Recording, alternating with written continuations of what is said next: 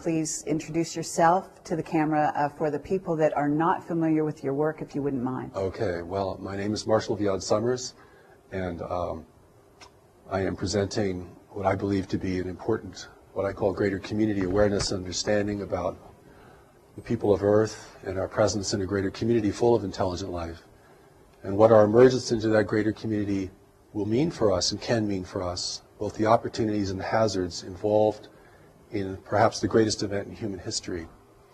And my background really is more as a minister. I left my work as a special ed teacher for the blind about almost 40 years ago, began to teach interguidance, had a personal revelation in 1982, which confronted me with the voice that had been counseling me both in my interguidance work and as a special educator.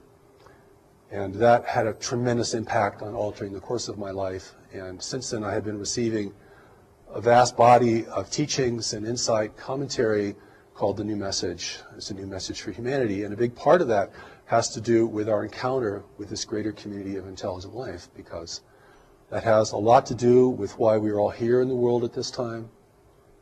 But we as terrestrial dwellers do not yet have the wisdom, or nor the perspective, or the insight enough yet to be able to comprehend this greater community sufficiently so that we as the native peoples of the world do not make the kind of critical errors that the native peoples in the past have made regarding their first contacts with explorers from beyond. Okay, now just because I'm curious, and I think that the viewer will be as well, you say you had a voice that sort of changed your path come forward, and I assume this is sort of like a contact experience of some kind. Yes. And I'm wondering, could you describe the contact in a little more depth? Certain race of beings, et cetera, and is this an ongoing contact? Do you feel that you're communicating with your higher self, or do you feel that you are actually communicating with a group of beings that are a specific race of beings, for example? Okay. I consider the voice of the voice, the primary voice, to be an angelic voice. And it was this angelic voice that began to speak to me in my work with blind children.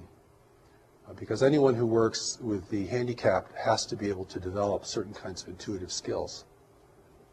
You can't go by the book if you're really going to teach young people how to be independent livers or live independently. And so this voice grew in scope and power for me to such a point that it began to give me curricula to teach. And I taught that curriculum, and I also studied it. I also made myself the first student of my work always.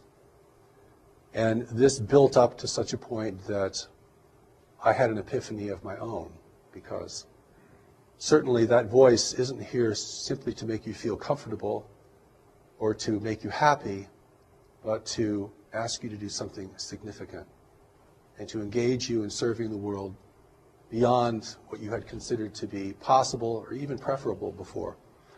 So this voice experience has grown into a major aspect of my life and certainly the source of my work. And it was this voice that asked me to receive the Allies of Humanity briefings from a group of observers, off-planet observers, who were witnessing the extraterrestrial intervention in our world and wanted to provide us wisdom about that intervention, to equip us and forearm us and forewarn us of what that could mean for us.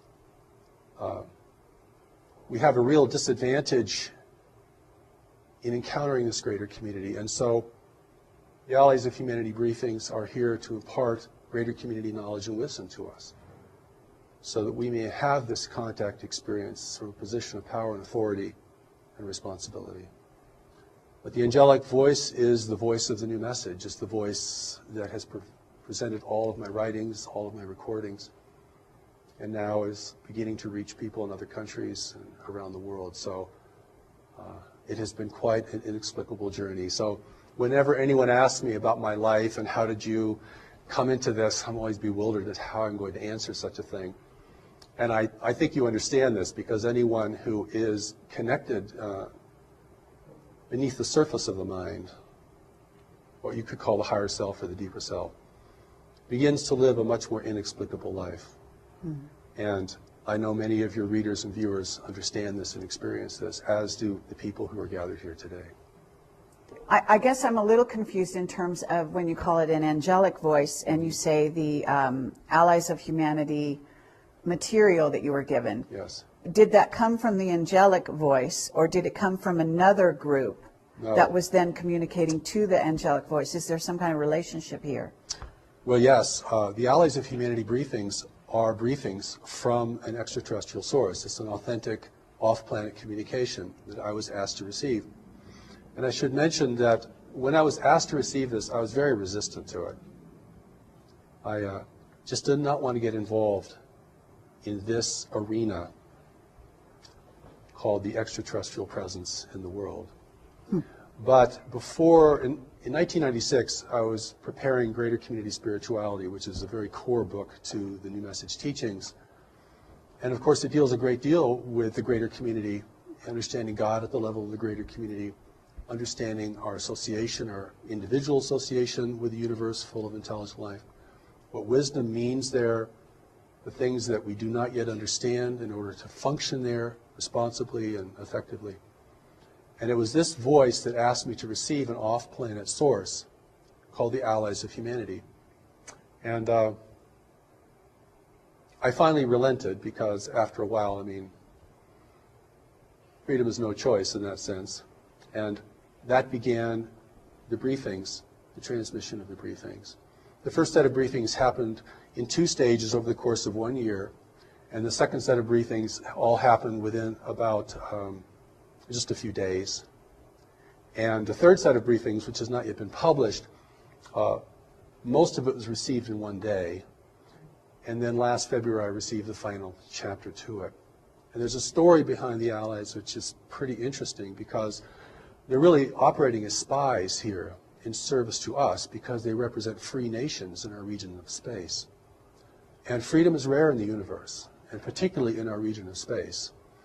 So we know from our worldly experience that free nations don't get along very well with unfree nations. And there's always a dissonance there and a difficulty. And so we are being, the world is now really being intervened by races who are here to take advantage of this world and of our position in this world. And the Allies briefings warn us about this, that this is premature contact, that humanity is not ready for contact. We do not have the social cohesion, we do not have the worldly wisdom. We're not prepared for this kind of engagement with races who can be far more clever and effective than we are, and who can exert much more control over the mental environment, a reality that we're only just beginning to understand. And so the briefings are really here not only to warn us, but to encourage us. Because what I see in the world today is that individuals and groups of individuals are losing confidence, not only in themselves individually, but in human institutions, human leadership.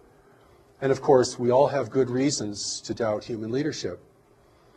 But this erosion of confidence in ourselves and one another sets the stage for the kind of intervention that is occurring in the world today, which is not a military intervention. It's an intervention of persuasion and dissonance, and it's manifesting itself in different ways. And so it's very important for us, particularly for people who have a spiritual grounding, who are focused spiritually, because we can make some very critical mistakes in assuming that whatever happens to us is the right thing to happen to us. You've heard these kind of platitudes.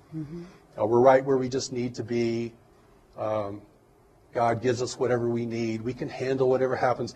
These are the kind of ideas that can really get us in trouble in engaging with the complexity of life, even as it's manifesting in our world today.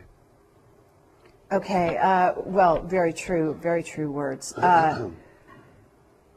In terms of the way the briefings came to you, can you describe how they came to you, like literally the physical way they came to you, and whether or not you say they came sort of through this this particular race or a group of races, and I'm not sure which, and whether or not they manifested to you interdimensionally, physically, or whether you were, you saw them in, however it was for you. Okay, well, because a lot of people have different question. experiences in that way when they Certainly. they get telepathic information from other beings, other races, which may or may not be authentic, Right. and coming from source and so on and so on, so forth. So can you describe sort of the nuts and bolts of that? And then we'll get into the context of the certainly. material.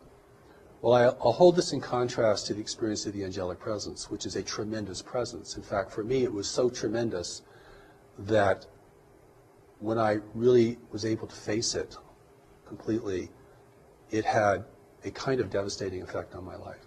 It wasn't a sweet and comforting kind of experience. It was more like being blasted by radiation, and it certainly created a shift in me. And so I hold that kind of experience, which is a tremendous experience presence, will fill the entire room. You can't think of anything else. You can't do anything else. I mean, it's overwhelming. And if you have not learned to recognize what it is, you might think it is a terrible thing that's happening to you. You might be terrified of it. So I've had a long runway in preparing to receive this kind of presence and to receive this communication. But the allies, I did not meet them personally. They've never visited the planet. They've never been on the planet. And they make it very clear that the real allies of humanity are not here and will not come. We can talk about why that is so from an ethical and practical standpoint. So my experience with the allies was like hearing a voice on a very long distance call. No personality, no presence, something far, far away. Because they were far away. I mean, even positioned in our solar system discreetly as they were at the beginning, they were still very far away. And so this was a divine connection that is free of mechanical interference or interception. It is something we don't know how to create. I don't know if anyone knows how to create this. And so there could be no interference from the intervention itself and no interception. But for me, it was a very faint experience compared to the experience of the presence. So no dramatic meetings, didn't get on any spaceships, didn't travel around the galaxy. I didn't do anything like that. And yet the emphasis on my receiving this was so strong. And had that emphasis not been there, I'm sure I would have just dismissed it as an errant kind of experience or an annoyance. Or no, I don't want to do that. But it proved to be very important, and I recorded it in my voice, and it was transcribed. But when I read the Allies of Humanity briefings, I know this is not coming from me. And I think especially notable in the Allies is the regard it has for humanity. A seeming regard that's much greater than I think most of us have for our own selves as a race. I mean, we're a pretty clumsy, violent, and disorganized race. Collectively, we might be fantastic individually, but collectively we don't make a very good show in our local universe. And the Allies do comment on that. But for me, the engagement was very, very subtle. But when I locked into that, it was quite strong. I mean, the words flowed, the feeling flowed, the kind of beyond words you would hear in a communication had real power and efficacy, and certainly affected me, affected the people who were the first to listen to these. But it's just my voice. Whereas when you listen to the angelic presence speaking through me, you're hearing a totally different voice. I mean, it has somewhat like my voice because it's using my body as a platform, but that's clearly not me. In fact, we listened to one of the recordings this morning in our conference, which we call the encampment. And I listened to that voice and I thought, I wish I could talk like that. I really do, and I mean that. I've tried and I can't do it. You have a 40-minute presentation, it's word perfect, every sentence is powerful, the inflections are perfect, nobody can figure out what the accent is. I don't know. All I can say is I yield to that experience and to provide it to others, see if it is valuable for them. So I have a couple different directions I want to go, and I know we have limited time here, so I'm going to try to do it easily and quickly. But so in terms of, first of all, you heard it as it was a distant telephone call. So is it in your head a voice, and then you are sort of taking dictation, writing it down, or speaking it out, you No, know? I hear it as a voice, and then that voice locks onto my voice, and then I can speak it and record it. Okay. It's way too fast for me to write. I've never been able to write these things down in the speed at which they're given. Okay, but you're hearing, it's like a Yeah, sort of you're clear hearing audience. This faint little voice. Faint little voice. In fact, before I received the first set of briefings, I was kept up almost an entire weekend because I didn't really want to accept it, by this little voice saying, "Would you please receive us? Receive us. Receive us." And this was like a ringing in your ear. It was so continual. It's like a repeating message. And but once I locked into the voice, I could speak it. And my inexplicable training has enabled me to do that. Okay. And once you started speaking what you were hearing, and you're saying, on the one hand, you did this with the angelic presence in a certain sense, then physically, I am assuming it was completely different. Completely different. The contrast couldn't be greater. Okay. No presence, no sense of anyone nearby. You're hearing something very, very distant. It's Nothing visual? No, it's like it's coming through a tube. Like someone speaking through a long tube. Okay. And that's one of the ways that I knew that it was something very different, and that's why at the beginning I was resistant, because I just didn't want to deal with voices I don't know, and particularly if they claim to be off-planet and physical and things like that. But what they reveal, I think, is pretty remarkable and very clear and very shocking, and not only shocking in terms of what we don't know, but shocking in terms of what we have to might reconsider that we think we already know about the extraterrestrial presence and what it means for our world. I'd love to go down some of these paths very deeply, but at this moment, let's talk about what it is they are talking about. What are some of the main premises that they brought forward for the people that don't know? And I know that some people, certainly in the audience, are going to be very familiar with this. But if you could delineate out some of that information, Certainly. maybe quickly and concisely, and then we can go deeper into sort of the nature of some of the things you have more recently gotten. That's good. First, they want us to know that there are free races actually out in the universe. And that the universe is governed by nature, and no one has been able to overcome nature. Now, this is very important because we think technology has no end, and that it can replace all the constraints of nature. And they make it very clear that the more advanced a race is technologically, the greater its need for resources. The more it has to be engaged in complex arenas of trade, the more it has to be uniform and undemocratic, and the more it's actually vulnerable to having access to what it needs from the greater community. And we live in a highly populated part of the universe where there's not a lot of frontier, where there are very strict rules of trade, a great deal of control over territory. It's not the Wild West out there, free for our taking. And war has been suppressed in this region of space. Conquest is suppressed. So if you want to gain influence over another world, you have to do it through other means. And the other means have been cultivated to a very high degree. We're talking about persuasion and deception. Okay.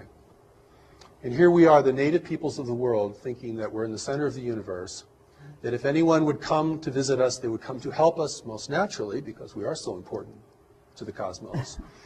And, we, of course, want higher technology because we want power.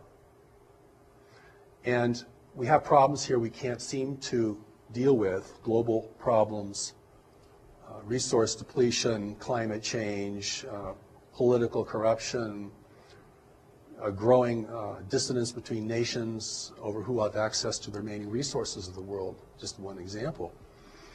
And so we feel very needy of help. See what I'm saying? And so the Allies briefings make it very clear that those who are in the world today will present themselves as agents of change and beneficial change for humanity.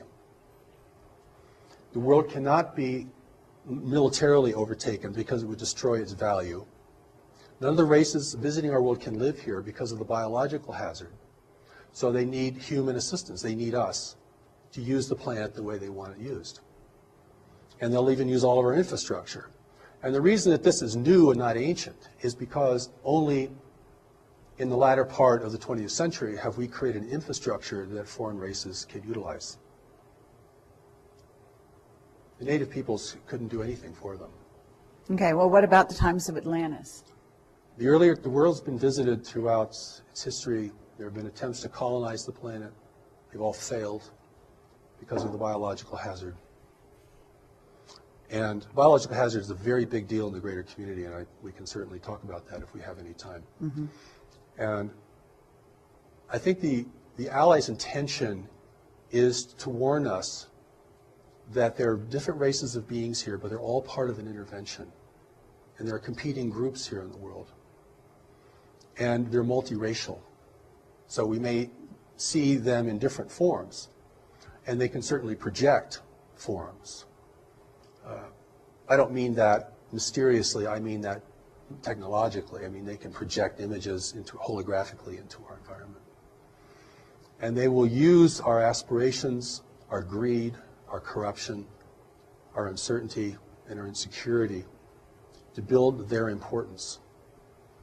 And certainly, even at this point, they have enough human representatives and apologists in the world that will promote their importance and the idea that humanity cannot make it on its own, that our leaders are incorrigible, that our institutions are too flawed to be redeemed, and that we must have their health and their brilliance and even their spiritual enlightenment in order to redeem ourselves and to take care of our world in the way that we might aspire to. Excuse me. No problem. Well, that is clearly what they want to persuade us of. I understand. Now, what we don't understand is what constrains the intervention. People say, well, if they want the place, they should just come take it. I mean, if they're not taken by force, it means they're probably not violent, or they're probably not here to harm us in any way. But see, there's so many missing pieces to this puzzle that we can't add, that I think the briefings attempt to add in the most clearest and lucid manner possible. I mean, you know, your 10-year-old could read The Allies of Humanity and get it. Okay, so it doesn't require a highly sophisticated notion of dimensions or dimensionality or spiritual dimension or political astuteness in order to read the Allies briefings and realize what they're telling you. Is they're telling you you're facing a subtle invasion that is not here to destroy you but to utilize you, and will use your strengths and your witnesses and your adaptability to this world, which they do not possess, in order to establish their own agenda here. Their agenda here being that they want resources. They want resources. That they also, but they also want to inhabit this world. It appears. They don't really want to inhabit it because they can't. All they can do that is through genetic manipulation. But even genetic manipulation is a very time-consuming and difficult task. And that's why the intervention has taken a very slow pathway. It just happens to be the most effective way to ingrain yourself in the consciousness, in the biological reality of another race. Okay, and at this point, you're talking, do you want to talk about the various races that are involved in this sort of covert invasion? Or, you know, do you want to delineate out some of those races? Because obviously there are many, and we can't list all, 57 or more, because those are, some of our intel that tells us that at least 57 races, but quite possibly more. That's right. And do you want to, at least for the listener, because I know that you're using terminology just in your phrasing, that if people aren't quick and don't already have a background in this, they might actually have misunderstood what you said, because you'll say foreign, and they may think, well, we're in the United States, maybe he means France, you know, and I, just because, you know, I catch it because obviously I'm used to thinking along these lines, you know, but what I'd like you to do is, we're talking about an invasionary force because people are very sort of hyped up on the notion that, oh, maybe we'll be invaded sometime in the future. A lot of movies bring that possibility forward. Certainly. But the fact is we've been invaded, and we're being invaded as we speak by all of these races that you're describing. And so let's name some names, if you don't mind, just briefly, before we move on. Well, first of all, there are no names given in the Allies' briefings.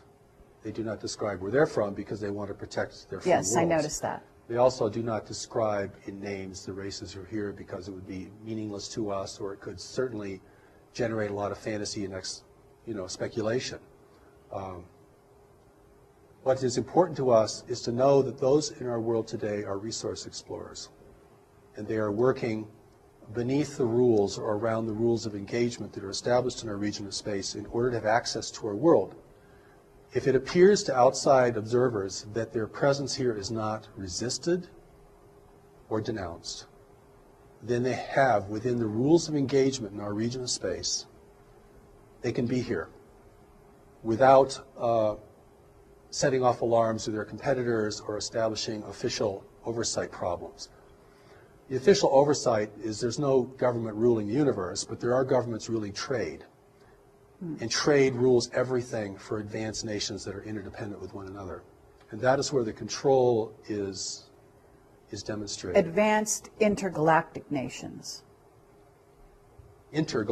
Yes, intergalactic. Advanced nations. And there's so many things here that,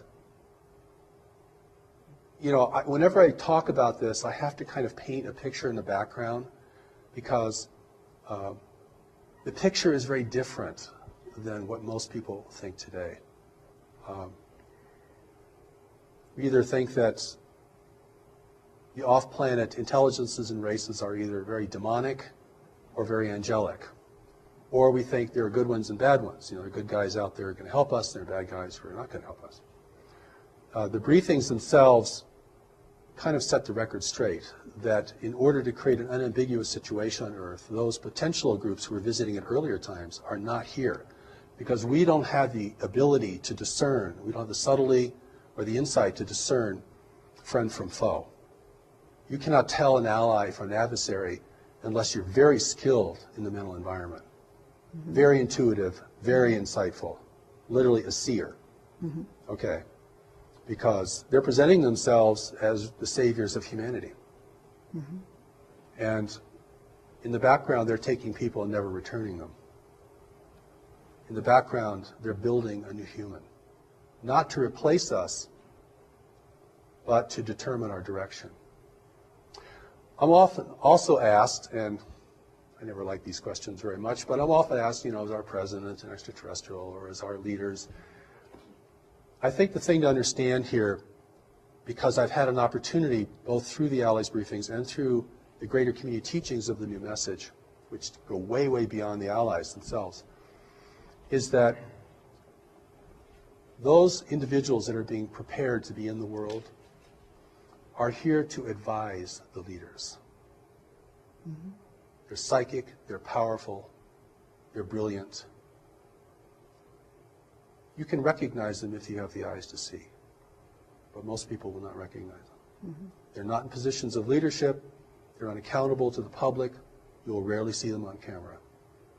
This is how an intelligent race gains ability and influence and control without the people knowing it. Certainly, because they don't realize they have somebody to rebel against. That's right. They think that they are in alignment, at least those that are following that particular person or group. Okay, so we have also, you made an interesting statement a ways back in which you said that in this area of I guess you said the galaxy, they don't allow, there's a lot of control and they don't allow war. That's right.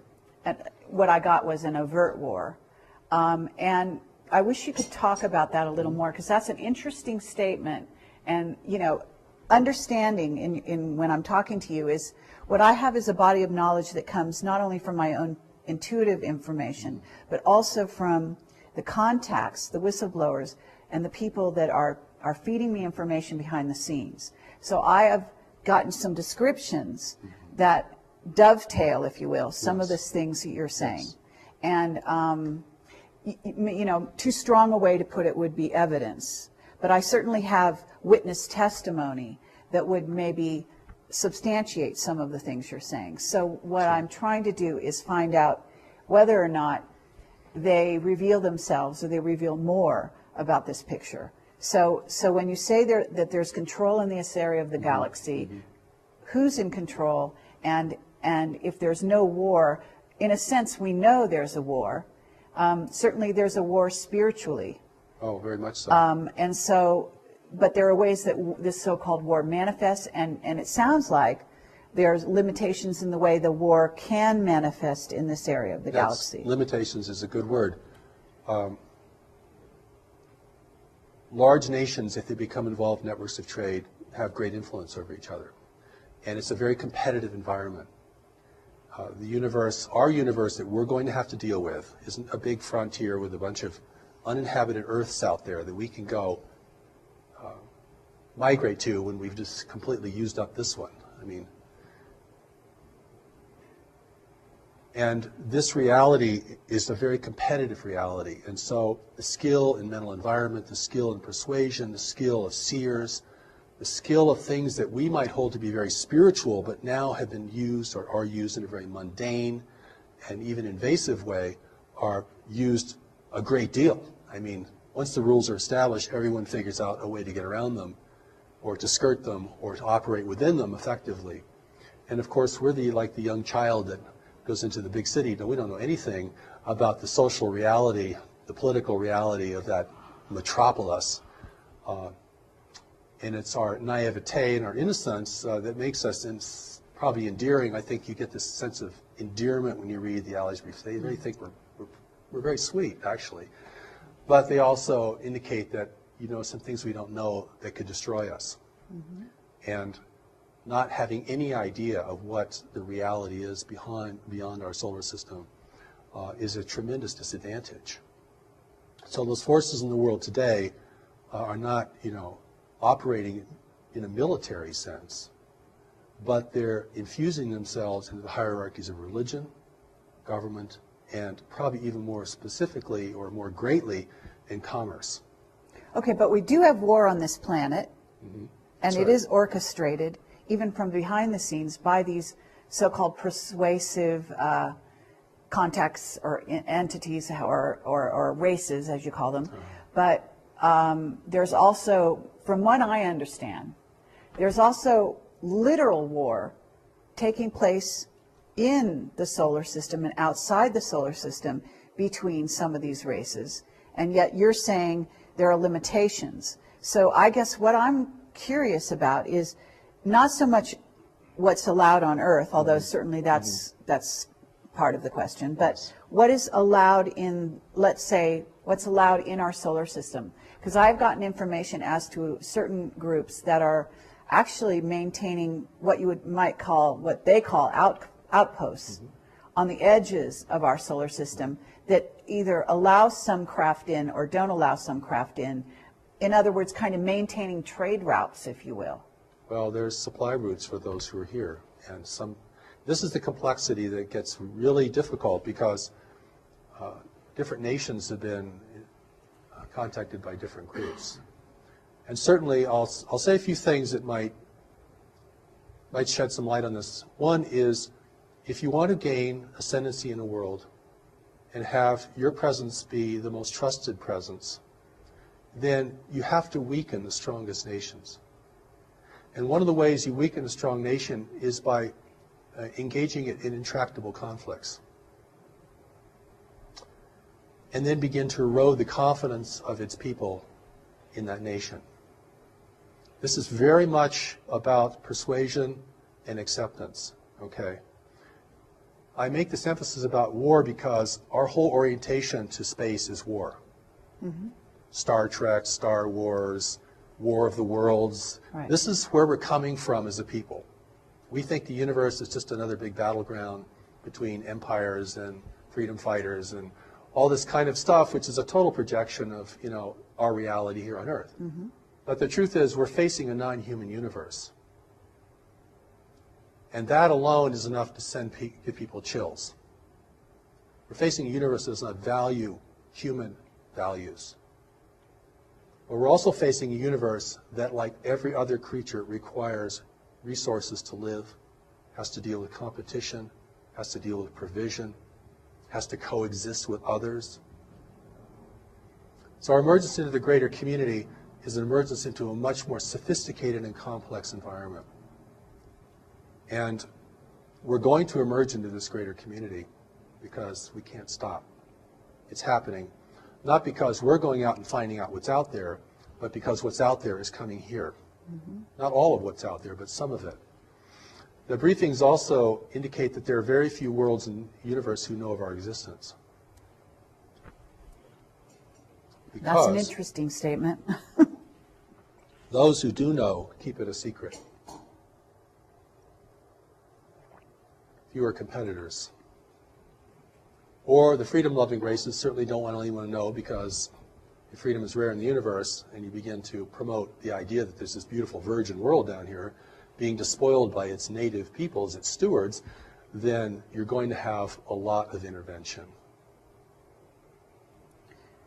It's in this is the Ali's briefings talk about this, as well as the New Message Greater Community teachings, is that we're following a very normal path of self-destruction.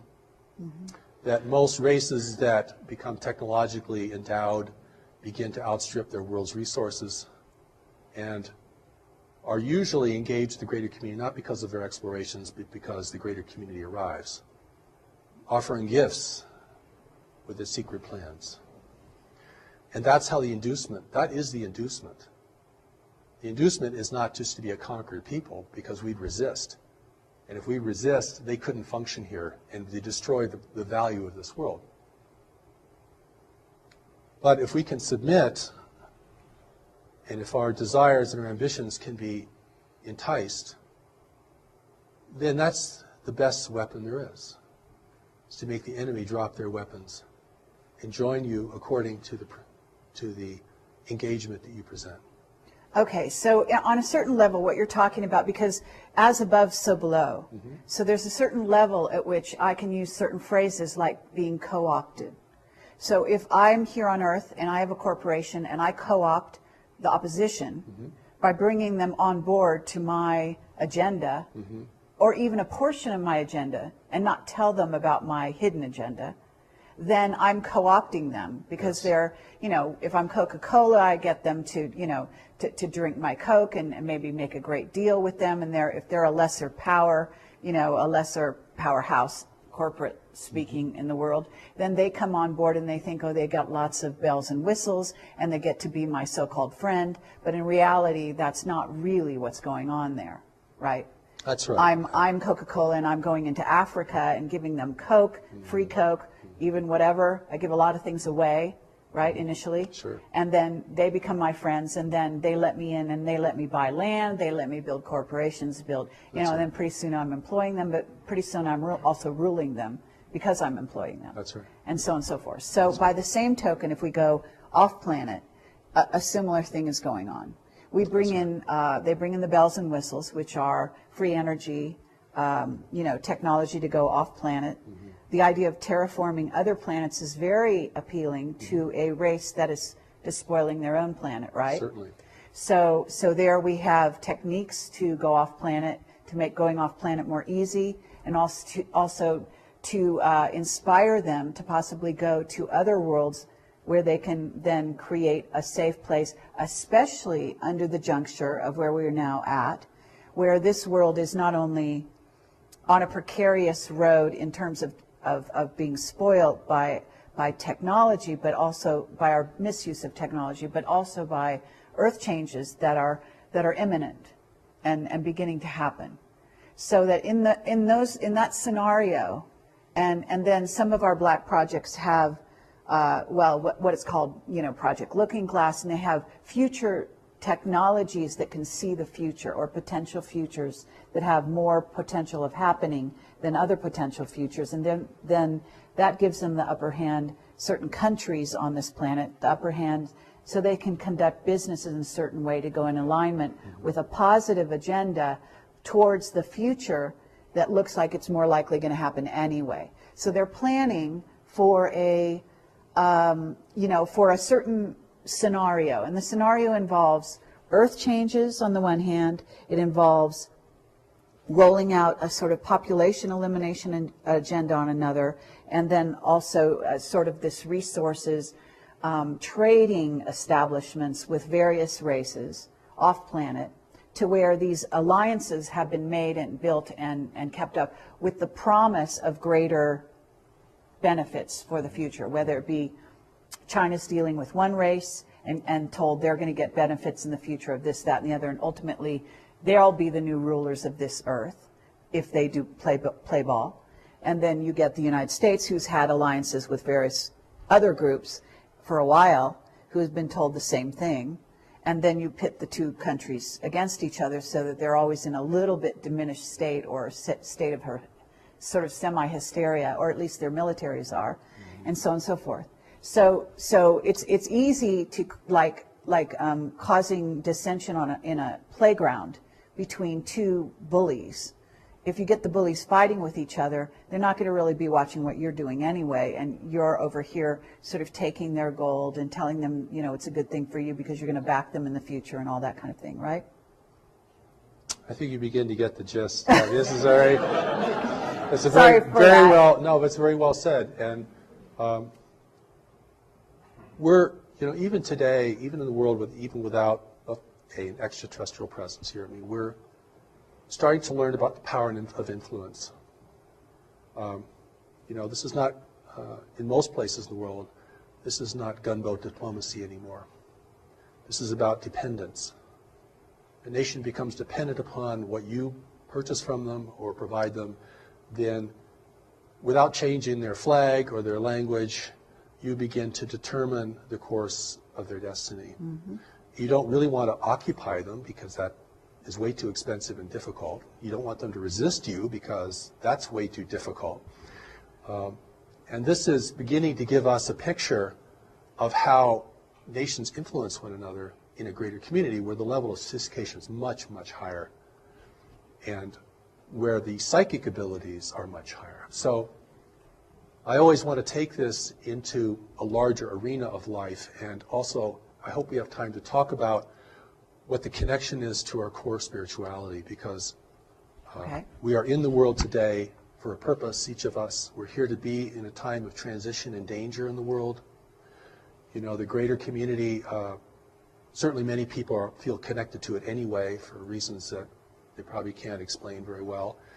And it's certainly going to be part of our collective and individual destiny. The fact that it's still, barred from the social discourse doesn't diminish the fact that it's centrally important to our future and to what kind of world we're going to have. But it's very muddy water. And even the truth has been so sullied. I gave a presentation in Denver about 10 years ago to a group there, and a young man came out and he said to me afterwards, he said, there hasn't been anything clean about the extraterrestrial presence for 25 years. And so, we have to look now at what our relationship with this greater community is, our relationship with this intervention. Not the whole universe is intervening here. We're just part of a larger environment, and we've come of age. Mm-hmm. We've reached puberty technologically. Mm-hmm. Okay, we're now subject to greater interests, and we're also destroying the planet, the wealth of the planet, a wealth that others would value. It's biological wealth. When I say resources, I'm not talking about,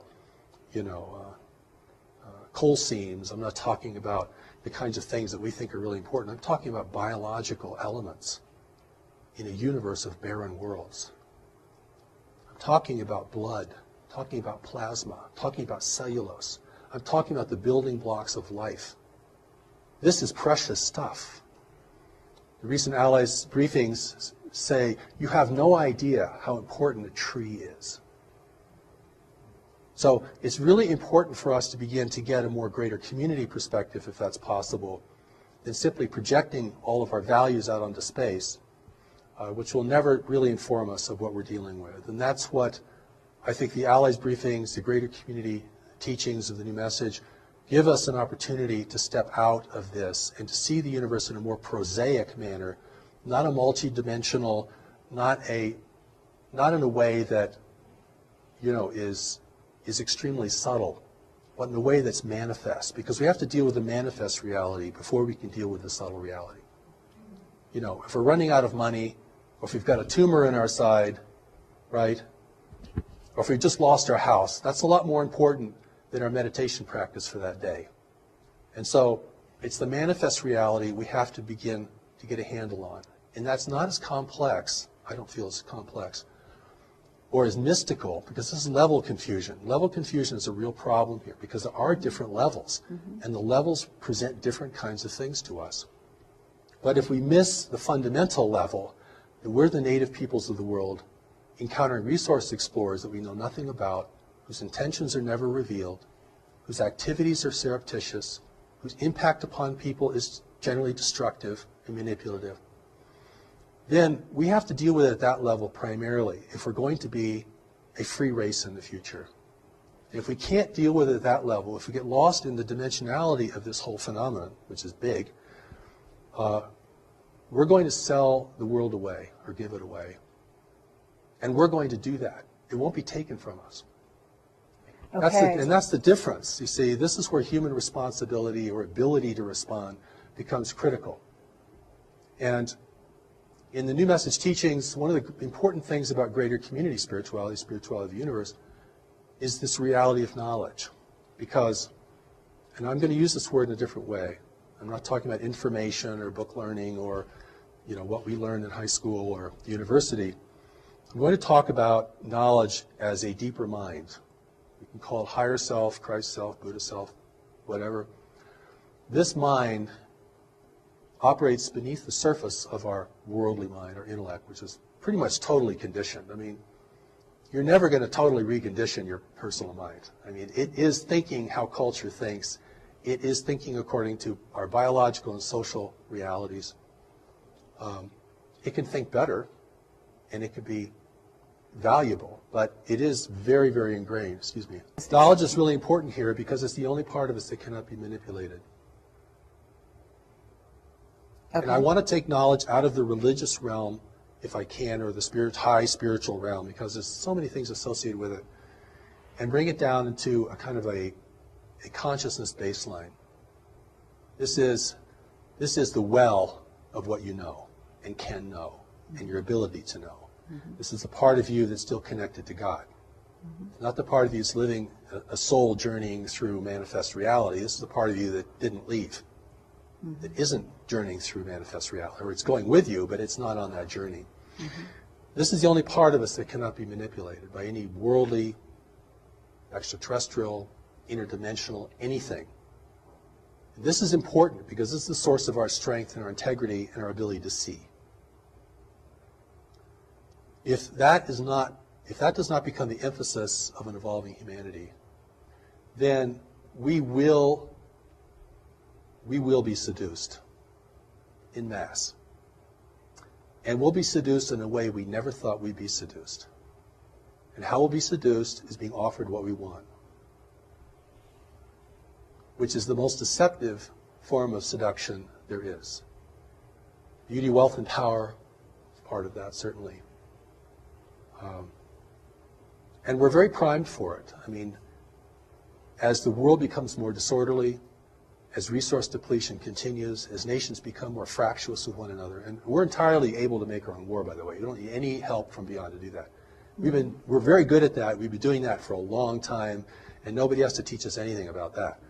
But the wars that we become engaged with, particularly in larger powers, do have a purpose for the intervention.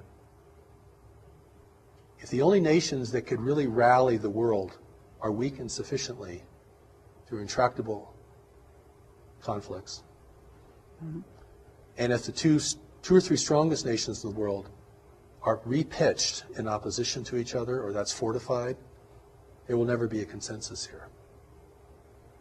And that doesn't take as much intervention as you might think. Because everything that happens that we do is a result of our decision making. And what influences our decision making is what informs our decisions. And this is where the power of knowledge becomes centrally important. And this is where our spirituality isn't just a wondrous place to be, or a place to escape into, or a coping mechanism for dealing with a harsh and incomprehensible world, but becomes the traction for really being powerful here. And insightful, and beyond persuasion. And this is the part of us, amongst other things we have to develop, that's very core to our success, in my view. The Allies briefings talk about this. The power of knowledge is the greatest power in the universe, and the intervention's not using it, or they wouldn't be here. At that level, you can see this clearly. This is not a mystery. I've gone to conferences that said, this is not a mystery. And everyone's like, what? Because keeping it a mystery is part of the deception. We're going to keep this so inexplicable, and we'll never get it, and it's magnificent. It keeps the adventure going. Like, this is an adventure in consciousness. Study these things. That's one line of thought.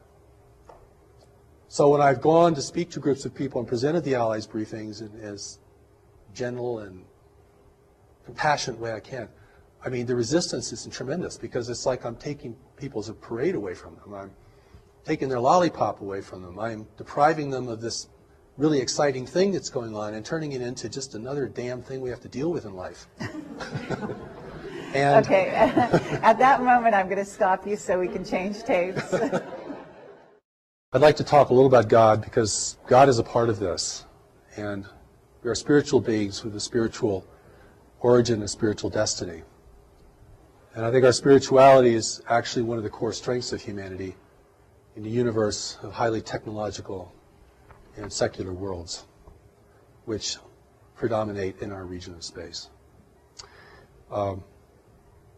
We do not need to look for other races to spiritually enlighten us.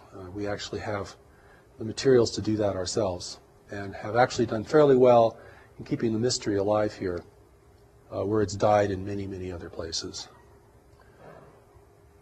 When I talk about God, I'm not talking about our various belief system in ultimate power. And of course, whenever the word God is mentioned, people run into all their dissonance about religion and moral issues about religion and organized religion and so forth, except to say that the thing that is going to enable humanity to enter into this greater community as a free and self-determined race is going to have a lot to do with our spirituality. And I don't mean our spiritual belief or the subtleties of our spirituality. I'm talking about the part of us that is connected to it firmly and immutably.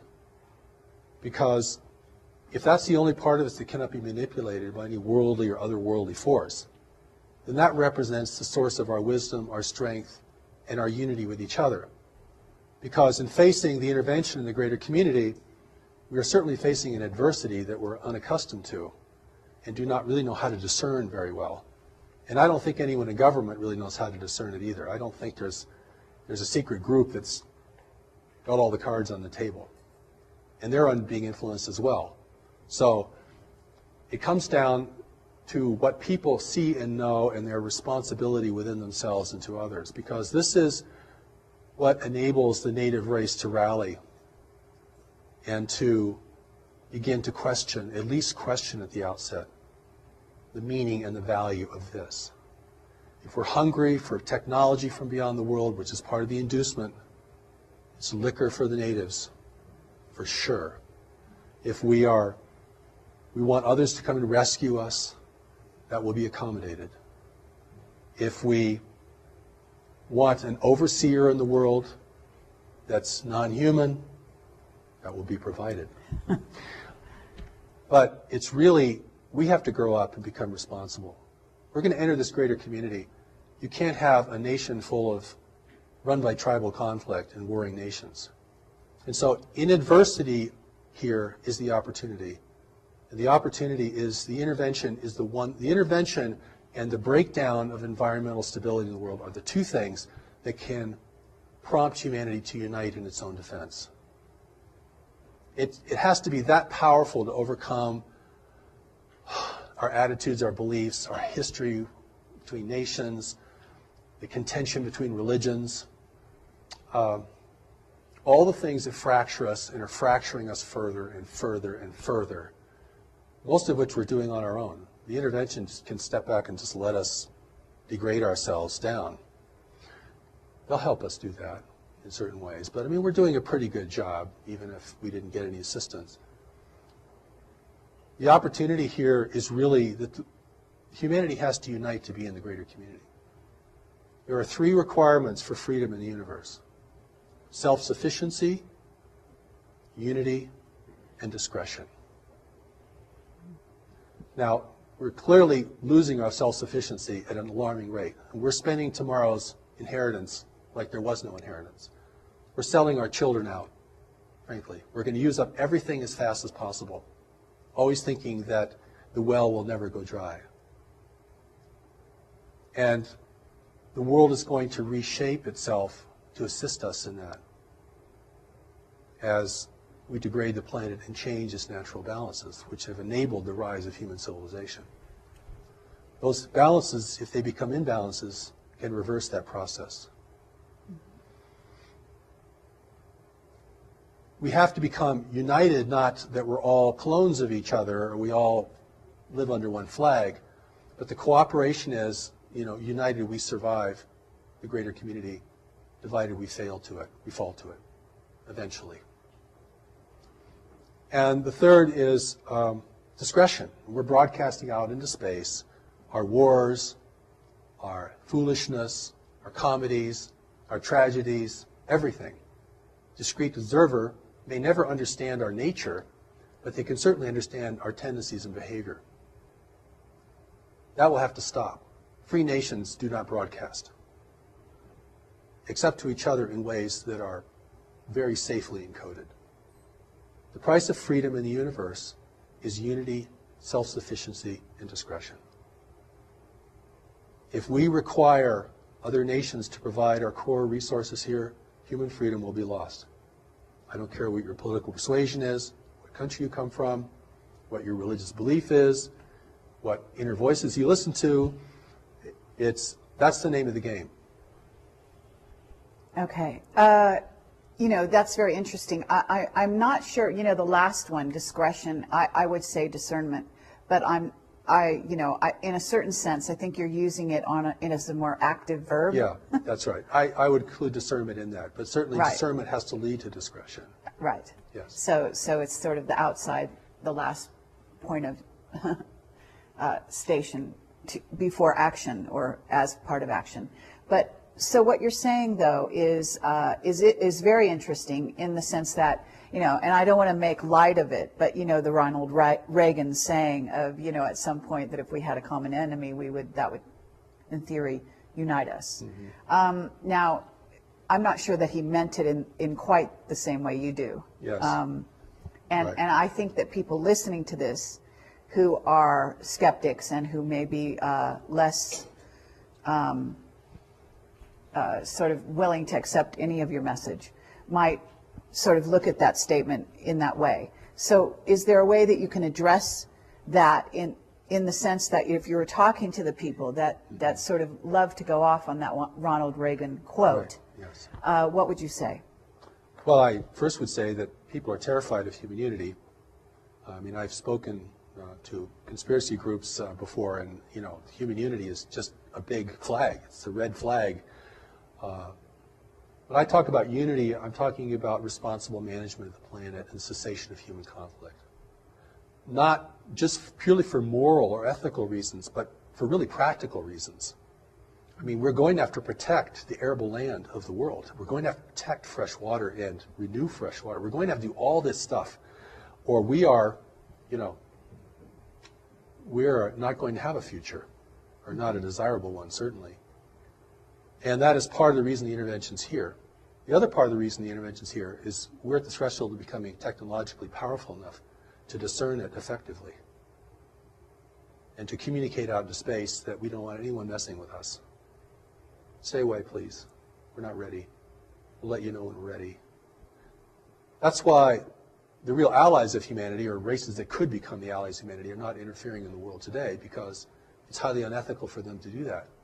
Even if they wanted to help us grow and become peaceful and peace-loving, they would have to control us to do that. Or they would just send their wisdom, like in the Allies briefing. They just send their wisdom. They're not sending, advisors down here to encourage us, persuade us. See what I'm saying? There's a big difference between sharing wisdom with somebody and beginning to control their life, or trying to control the life or the outcome. I don't consider the intervention to be evil. I think it's just self-interest in the universe. Mm-hmm. And we have things they need, and they really need them. So there's a lot of myths here that have to be blown up about, self-sufficiency and free energy, which is a total myth, by the way, by my view. I mean, there's no free lunch in the universe. And even if you could harness free energy, like harnessing the power of the sun, you're going to have to create some pretty powerful technology to do it on a big scale. Mm-hmm. So you still need resources. Right. Right. So even if the energy is free, in order to capture it and use it, you still need huge infrastructure, lots of resources, all these kinds of things. So it's not really free. See what I mean? Sure. It's not really free. But I want to go back to God, because whether people believe in God, it's important that they know that there's a part of them that cannot be corrupted. It has never been corrupted. And that there's a way that that part of them can speak to them and advise them. And this is, you can call it your ground of being, your gut feeling, whatever you might call it within a religious or a general vernacular. There's a part of us that has to advise us. Well, or you could say to the intervention, can't you just see this for what it is? 50 years of UFO research, can't see it for what it is. Why is that? 50 years of UFO research cannot see this. Oh, we know we're being visited, sure. We knew that 50 years ago. Haven't gotten any further, really. Got lots of sightings, got drawings, and radar, and tons of speculation, and lots of kind of science, pseudoscience, all kinds. But can anyone say, what is this? Well, we're talking about the agenda of the so-called invaders, right. But what I'd like to get back to this idea of what you're talking about, which is sort of humanity's core essence, if you will, which might be the terminology I would use. But on the other hand, I also noted that a while ago, you related to a soul as not being the same thing as this essence that you're speaking about. And I think that's an important thing to address, because I think there will be spiritual people out there Certainly. that will be concerned at that distinction. That's right. Well, in the way that my understanding has evolved and what's been presented to me over these many years is that don't usually use the word soul very much. I describe it more as a part of us that's still connected to God, that's very wise and looks on everything with much greater discernment and depth. There's a part of us that is disconnected from God, and we live in the part most of the time that is disconnected. Mm-hmm. And that's almost a price of being in the world. Because if you really had full God awareness, you either wouldn't want to be here, it's way too dissonant, or you'd have to be here on a major mission, and you'd garner a lot of resistance. And that, in that sense, that's enough. If you know that a part of you is wise and a part of you is not wise, and you can distinguish that on an increasing basis in your own experience, then whatever your religious affiliation or belief or ideology might be, you can relate to this. I mean, people know what I'm talking about. When I've gone to foreign countries and talked about the intervention, no problem getting that. Hey, we've been intervened with for centuries. We're being manipulated right now. There's no pretense of freedom and democracy and, where nobody can affect us because, we're God's chosen race. And people know exactly what you're talking about. Mm-hmm. I mean, it's just from a different source. Oh, okay. Yeah, I can get that. Sure. And so it's this ability to see, recognize, and know things that's going to be very key. And it's, it's under the radar of the intellectual conversation. And in my view, it ends up in the final hour being the most important thing. Because we're never going to fully understand the intervention, how it works. We might finally figure out its impact on our governments and the way they behave, which I think a lot is being done there. I think on our end of the spectrum, we're putting a lot of things together. And that's your work. And it's very laudable work. It's very important work. Because that's the part of us that's going to capitulate first. And I want to say one more thing about that, if we have time. One of the arguments for intervention is that intervention threatens our economic interests. And therefore, our economic interests, you want to thwart intervention. But it's really the opposite. Our economic interests would be the first to be persuaded. If you can give power no one else has, one little piece of technology, which may be a trinket in the universe, if that gives you supremacy in your world, your business world, your life, oh boy. That's unbridled greed right there. Well, I mean, so in my work, though, yeah. these groups have been bought off in that way. In other words, that's a done deal. They have sold their souls in that regard. So what we're talking about is, now that they've done that, and they've done it in our name, so to speak, whether it be the U.S. government or Chinese governments have made deals with the visitors, okay, for these trinkets, as you call them. So knowing that it's been done, now what? Well, I don't think it's a done deal, because there are elements in our government. This is what the Allies talk about. They don't really talk about our government because they don't really know much about our government, except that we transmit everything. Even the government transmissions can be, somebody could sit out there and read just our entire script, you know what I'm saying? There are factions within our government that are aware of the intervention that support it, and there are factions that resist it. Right. So true. this becomes very complex. I mean, when we talk about they've all been bought off, no. Has the government's all been bought off? No. The situation is much more fluid than that. Mm-hmm. Okay. Or it is a done deal. And we're just, underlings that are just going to complain and revolt and, make a lot of noise, and nothing's going to happen. The situation, the outcome has not been determined. Okay. And this is very important. Otherwise, you're really going to disempower people. Mm-hmm. And it's a very complex situation, because we're talking about influence permeating lots of parts of our life, and in ways that we are beginning to understand. The other part of this equation is the intervention itself. What guides it, what restrains it, what it can and cannot do, how it has to behave here because it's being watched by other nations.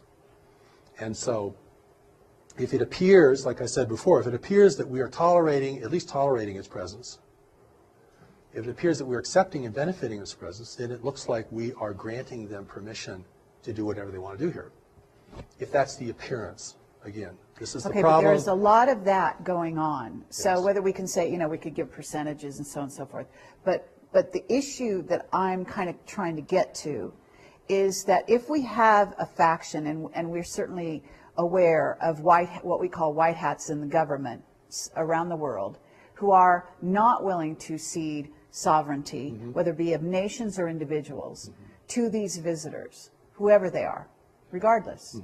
Then at that point we have, in a sense, allies of humanity in our governments and in the powers that be, so to speak.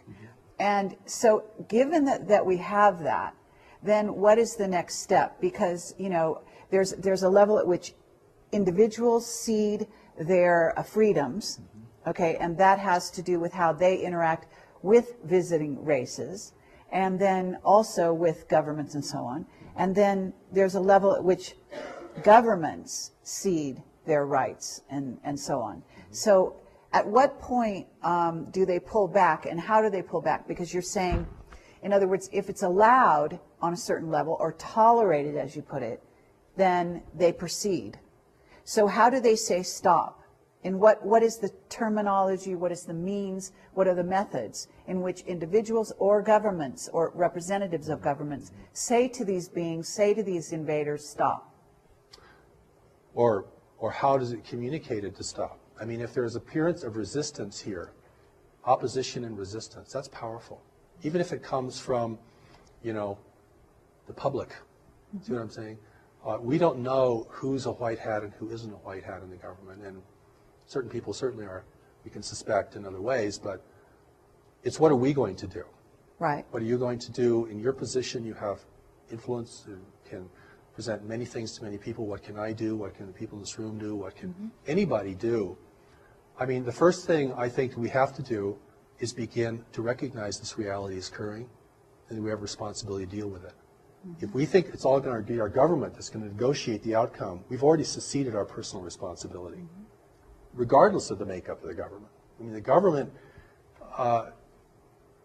may be more diluted than we are, and much more influenced. That's very likely. And so, my view, but and that is, it's really, this is a real power to the people kind of message, you see.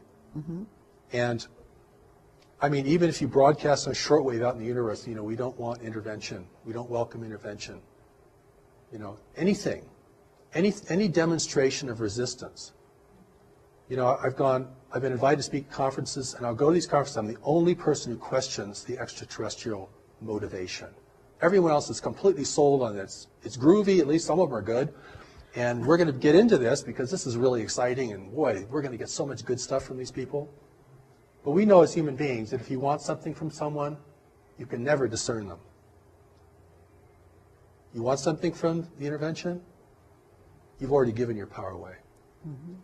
You're going to be blind because of what you want. Sure. Or what you think you need, or what you think only they can give you. And what can they give us? They're not going to give us real technology. We turn into weaponry and probably, destroy the infrastructure of the world. They're not going to give us spiritual wisdom, or we wouldn't want intervention. They're not going to give us, high integrity, because if we had high integrity, we'd realize we're being messed with and we want everyone out of here. You all go home, please. We're not ready for you. We'll let you know when we're ready. When we establish our own rules of engagement in this planet and our own ethics of contact, then we will see who amongst we want to communicate with. That's from a position of power and authority. Listen, the Japanese kept the Europeans out for 200 years. And how they did it was they burned every ship that entered their region. Not very nice. But the message got pretty clear. And after a while, the ships stopped coming, right? So, if the Native Americans had done that in the United States, we might have a different nation today. White people would be the minority. At a certain place, someone could say to you that if we are where you say we are, what if I said to you that we are ready? Okay. What if I said to you that the information that I've gotten as Project Camelot is that consciousness on the planet is higher than is given credit for, going along the lines which you even are saying, which the Allied briefings, as you call them, say. And this is something I talk about when I go out and speak to groups, which is the amazing powers that reside in humanity that we don't give ourselves credit for. Yes. The amazing riches and skills and gifts that each and every person bring to the equation here on Earth. And that actually even superpowers are within our grasp.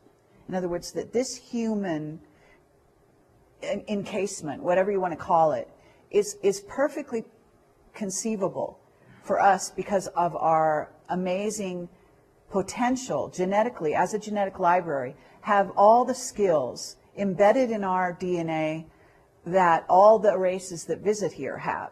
In other words, they don't have something that we lack. We do have access to those things within ourselves. It's just that we don't know it. We don't develop it.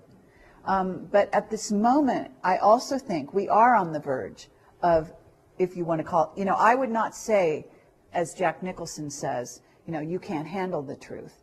Actually, I say we can. And actually, speaking for this, humanity here, I say there is a huge contingent, in my view. They write to us every day. Now, maybe I'm overly optimistic, but I feel that consciousness is at a place where they are ready.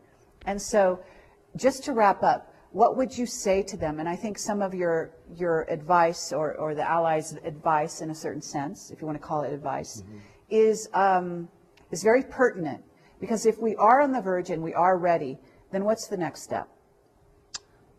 I would say that we can be ready, and we're not quite ready. We have, as you mentioned, we have the resources to be ready. We know more about this planet than any other race in the universe. We're the only race in the universe who could survive here successfully without a great deal of adaptation. We know more about our nature than any other race in the universe. We know more about our history and our tendencies than anyone else in the universe. And that if other nations want to help us, they should share us their wisdom about what life is really like and the pitfalls and dangers of functioning in a greater community. So my emphasis through all of my work is to empower people to be strong, effective, and compassionate. But we're going to need strength. I put that first, because you can't be messing around in the face of the greater community. This is big time life. And we're still in a very adolescent phase collectively as a race. I mean, we're still very indulgent and foolish, and we're not responsible to the future. We're not saving resources for the third generation out. I mean, we're using up everything. So I think the change in that is a change, not just a change of understanding, but a change of heart, to realize we are the stewards of this planet. If we want to continue to be the stewards of this planet, individually we're going to have to learn some new things, and we're going to have to become really strong and honest and effective in our lives. And this is about individuals now. This is not about going to change the government. I think that's pretty hopeless as the first step. We're not going to get them to divulge their information, because if they ever do, it probably wouldn't be whole or complete anyway.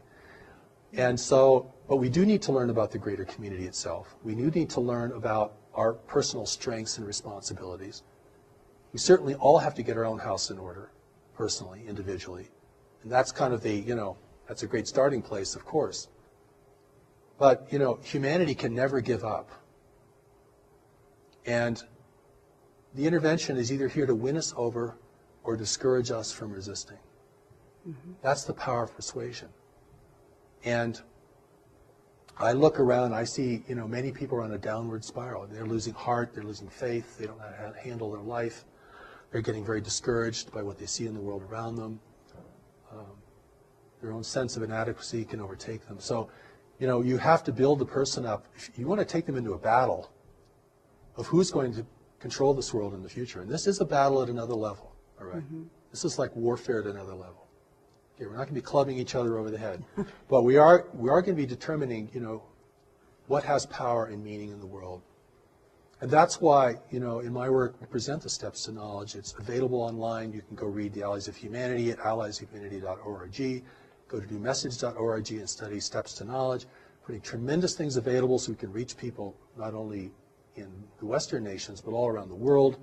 And something like 60% of the planet has access to cell phones now. It's amazing. And so that education orientation has to happen, because no one on earth is going to win if an intervention is successful here. There are no winners amongst us. The profiteers will be subjugated just like the rest of us in a controlled world. And, we're rich or poor, whatever our race, nationality, we are in this together. This is our world. And we're going to have to really re-earn the right to have it be our world. We have to clean it up. We have to build kind of networks of cooperation, even just to do that. So I'm talking about something very expansive, very complex, but the incentive has to be there. And the incentive isn't just for wonderful things. The incentive is also the fear of failure, because we can fail. And there's nothing wrong with being aware of that. We don't have to be terrified of the world to be aware of that. That's just a reality that we know we can fail. And if we understand that correctly, without denigrating ourselves, then we know we have the power to rise to occasions. And certainly there could be no greater occasion than this. Thank you. Thank you, Marshall Vian Summers. And I really appreciate it. What I'd like you to do is just give out perhaps your URL for the people listening, and any attending knowledge that they need in order to find your work and to pursue it further. Good, thank you for that. The Allies of Humanity briefings are at alliesofhumanity.org. We're a nonprofit organization. And the first Allies set of briefings is up there for everyone to read. It's also available in ebook now. And the second Allies briefing is in print. The third Allies briefing we hope to publish next year. One of the seminal works on the greater community for us is called Life in the Universe, which we plan to publish next year through New Knowledge Library. And we'll send out announcements and so forth. Our main website is newmessage.org, and there you can see much of the New Message teaching is available online, both in audio, the original voice of Revelation, what people can hear. That's the voice that spoke to me, that was recorded, and you can hear that.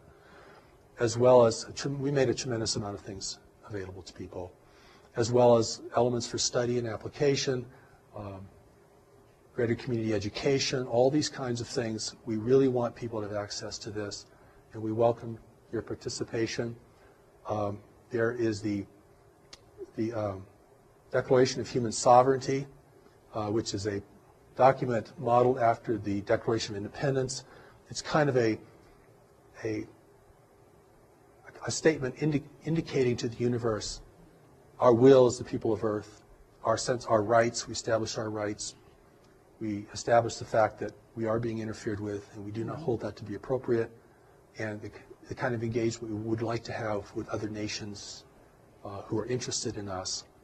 And that's a very powerful document, and I think, there's already minds working on this. This is, we may think we're alone, we have a small group, or maybe we're all alone as an individual, and we're trying to put all this together, but there is a groundswell around this, and there is a greater community awareness that's growing. And that awareness really has to be wise and efficacious, and that's why I invite people to explore these materials. And thank you again. Okay, well, thank you very much. Now, I'm going to ask you one question that's going to open a whole can of worms, but I'm going to do it anyway right at the end, sort of a addendum, because I realize that if I don't ask you, people are going to say, oh my God, you didn't deal with this subject. So, Earth changes, and you have a video out that's fairly recent that I saw. I'm not sure if I saw the whole thing. I saw part of it. And you're addressing some of the imminent Earth changes that are going to be happening, and specifically you were addressing even this fall. And so this is a timely interview. Yes. We're dealing with some possibly imminent Earth changes as I speak. Today is September 11th, 2011. Sort of an auspicious day, perhaps, by some people's estimation.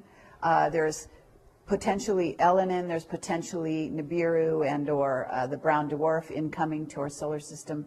Not sure where you stand on those topics. But basically, what can you say briefly with honoring the fact that you do have it, have some issues with the length we've been going and so on. Just briefly, could you address what you think might be imminent and why? Well, I'll deal with the prosaic first, and the things that we can all touch upon is the fact that food, water, and energy are declining resources in the world, and will be increasingly so. And those things, which seem the most ordinary kinds of things, may in the end prove the most difficult for us. Certainly, earthquake activity is increasing. Volcanic activity seems to be increasing, from my understanding. And but I think the thing that's going to create tension between nations and in communities and within our own personal lives is going to be really the fundamentals, and the fact that when you look out on these beautiful mountains here, and I don't know if your camera can take any of that in, you're going to look at a dying forest. That's a dying forest out there, beginning to die. That's because the planetary climate has changed only 1 degree Fahrenheit. That is enough to unleash forces that I'm not sure anyone could foresee. Maybe if people did foresee that in the western United States alone, we've lost 40 million acres of trees from a very slight variation in our climate alone.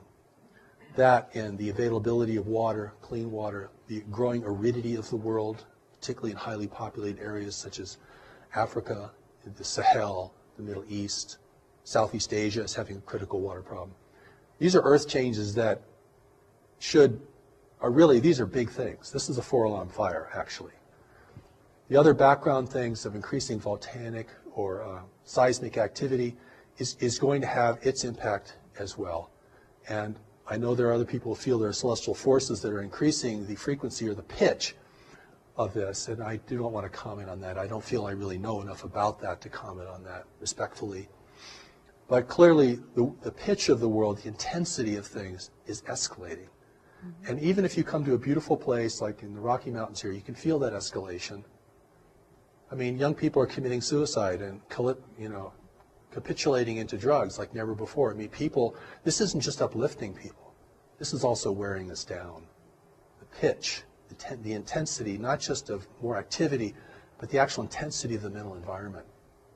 And it's really something. And to keep your head in all this, you have to become very strong, very grounded in knowledge, and very appreciative of the greater powers who are here to assist us beyond the visual range. And I think that, we have to accept that we're entering into a new world. We crossed some invisible boundary that said, oh, now we're in a new world. And this isn't going to be like the world of our parents or our grandparents. I mean, we're entering a world of environmental shift. And we've dealt with that, on a national or tribal level in big ways through history, but not on a global level. And that is going to change the landscape so dramatically.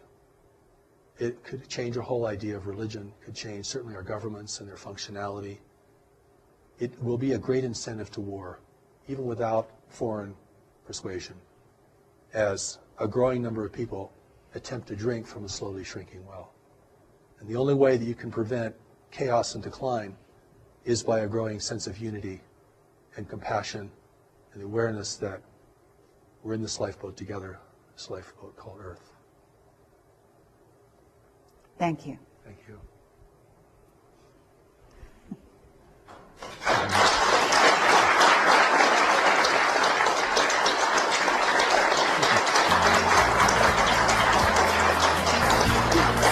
You're good. Wonderful.